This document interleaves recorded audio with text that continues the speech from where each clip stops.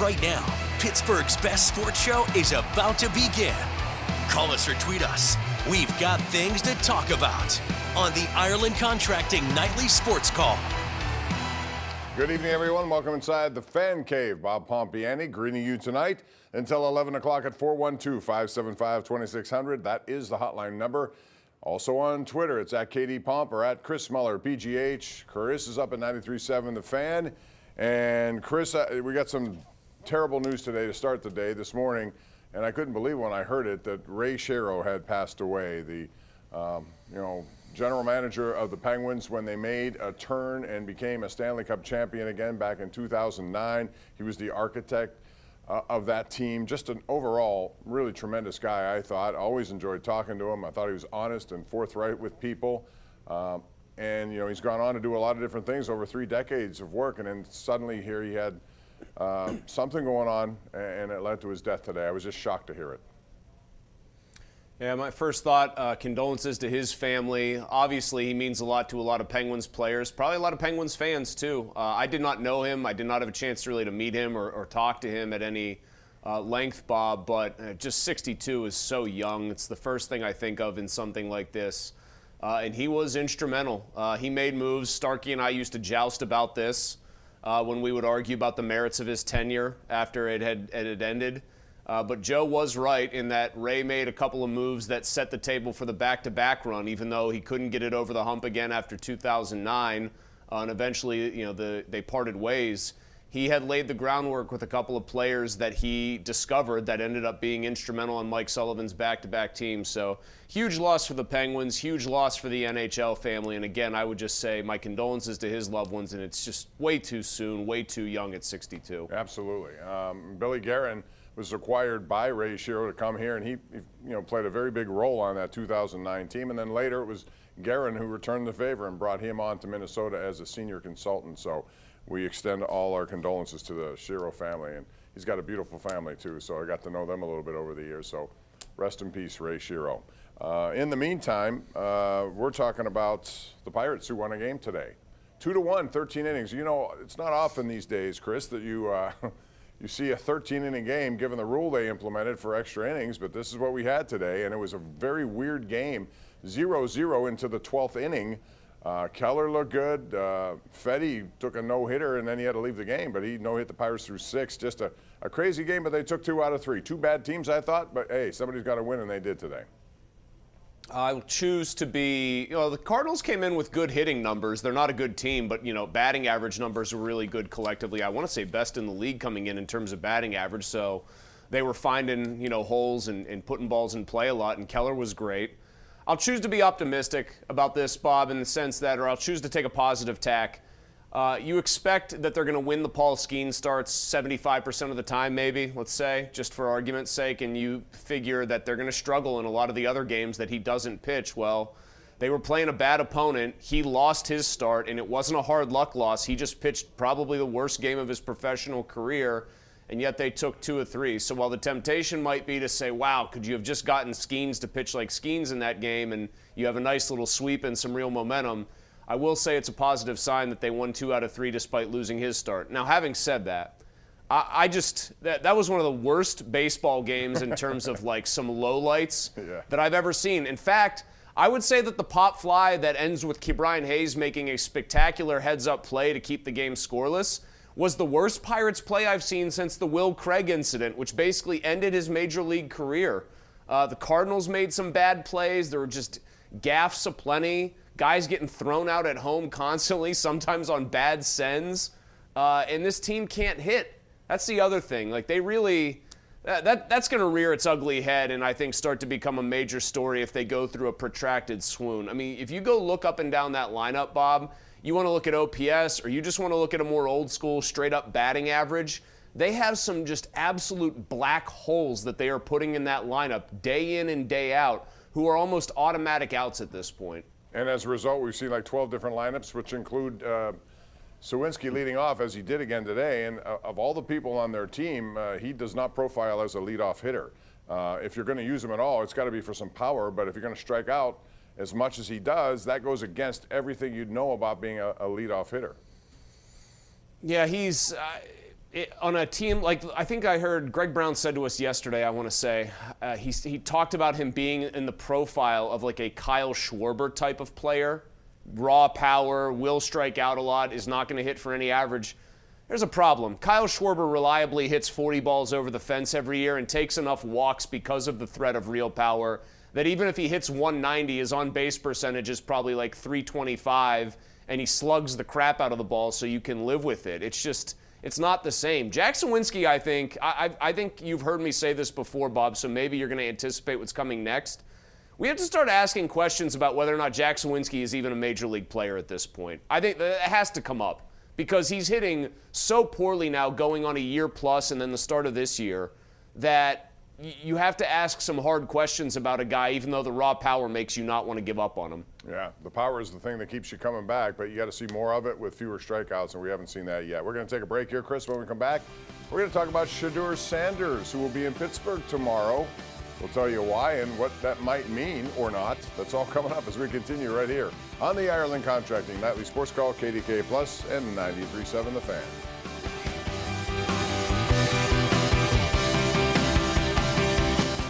All right, this is our GM, or a Xfinity mobile tweet of the night, I should say, from the Penguins today. When Ray Shero was named Pittsburgh's GM, he called Sidney Crosby's parents. He said, "I'm going to take care of your son, and hopefully it'll go well." Shero ended up having a terrific tenure, winning a cup. More on his legacy if you look at their website. In the meantime, I thought he made one of the best trades right off the bat that put them into a great position when he acquired Pascal Dupuis, Chris, and Marian Hossa from Atlanta. And at the time, they gave up Colby Armstrong, as well as Eric Christensen, who was a good shootout guy. That's about it. Angelo Esposito, who was highly touted but never lived up to it, and Denise Laval. So if you look at that trade strictly, that one alone, that was one of the best trades really the Penguins have ever made. That was one of the best trades. It showed that they were obviously in it to win it that year, and they got very close. Then the following year, I know people talk about him acquiring Bill Guerin loosening up Crosby, who we've heard great stories about how actually Crosby had a little bit of a reputation in the locker room. Like, not that he was a bad guy, but guys didn't know if they could joke with him. He was so intense. And then we've all heard the stories, I think, by now about Guerin coming in and just immediately ribbing Crosby to the extreme and kind of relaxing him for that 2009 run. But there's the other deal that doesn't get mentioned. The Chris Kunitz trade was massive to that 2009 team. Bringing him along, another kind of, I wouldn't say role player. He was better than that before he even got here, but he blossomed into something even more. So multiple really good trades. Remember the Goligoski for James Neal and Matt Niskanen? James Neal ends up flipping into Patrick Hornquist. That ends up flipping into a kind of a situation where the Penguins get a guy in Hornquist who helps them win back-to-back cups. A lot of good moves, especially earlier in Ray Shero's tenure. All right, before we get to the phone lines at 412-575-2600, real quick, Shedeur Sanders coming into town. To me, this is just doing their due diligence, I think. I'm not going to read too much into it because they have to be prepared just in case some of these guys are available. I don't suspect they will be. What's your take on him coming in, and would he be a good fit for the Pittsburgh Steelers? He just doesn't strike me as the kind of guy whose profile is force multiplier, where he makes everything around him better. He takes too many sacks, took too many at college, which is usually a negative trait that tends to carry over to the pros. I saw in one of his breakdowns, one of the negatives was throws that were highlight reel plays in college will simply be intercepted in the pros because he does not have the strongest arm. Hyper accurate arm, but not the strongest, and sometimes he trusts it too much. If he's there at 21, I will be very interested to see if they actually pull the trigger, Bob. I think a lot of people would be able to live with that because they'd say, well, he slid down the board. I think he's a fringe first-round player at best. I think I'd probably drop him to day 2 in my draft. If you're going to draft a guy for this team with the struggles they've had, and I think it's just fair to call them that. I don't think I'm being, unduly harsh here, Bob. If you're going to draft a quarterback, given the struggles that they have had bringing along quarterbacks who don't have elite traits, it has to be a Josh Allen type if you can find one, somebody that just has the raw material to almost overcome not ideal circumstances around him. I just do not see that with Shedeur Sanders. Let's go to the lines. We got Ron in Johnstown who's first up tonight. He's talking some football with us. What's up, Ron?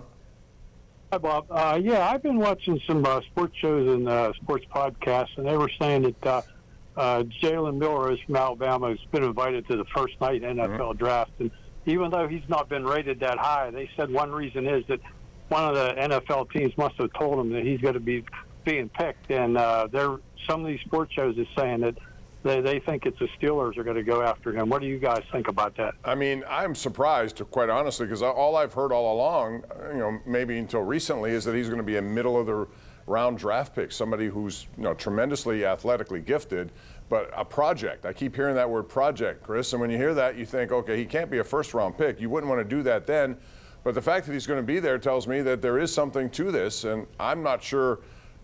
From 21 all the way to the end of the first draft, is anyone else besides the Steelers really needs a quarterback in that mix? I'm not sure.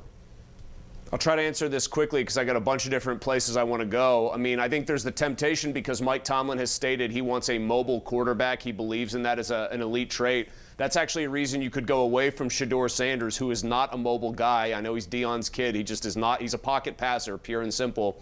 There's this temptation to connect them to guys like Milroe, or a couple of years ago to connect them to Malik Willis because, hey, Tomlin loves mobility, mobility, mobility.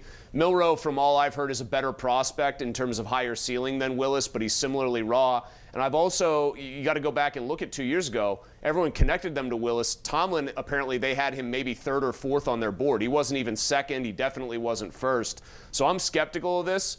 So that's one part of it, Bob. I think if he's there in like the third round, they might take him. Here's a thought. What if the Cleveland Browns, for instance, were to take Travis Hunter, like make the smart, sober play at 2 overall, take the best player at that point maybe on the board, who could fill 2 needs for you, then trade back into the first round, and that's why Jalen Milroe is getting invited, because somebody thinks there could be a late-round trade where a team that's already picked once comes back in again and tries to get this guy because they think they have the 5th-year option. If they develop him right, then they've got an extra year for him.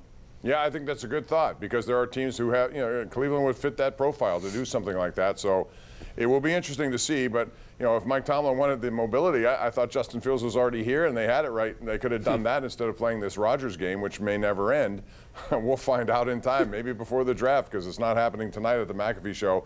At least he said so, and it hasn't happened so far. So we'll see how that goes. But sooner or later, that's going to have to figure. They did have sumo wrestling, though, Bob. Apparently there were sumo wrestlers going after it. Ichi is a big man, and so is Hiroki. And both of those guys went head-to-head. You throw away the records when Ichi and Hiroki get together. Just throw away the records. It's like Carolina Duke. That was a little too long for me. I was watching. After Jelly Roll came on, it kind of took forever to get going. Anyway, let's go back to the lines. We have Chuck in Uniontown. Hey, Chuck, what's up? Thanks, fellas. Good evening.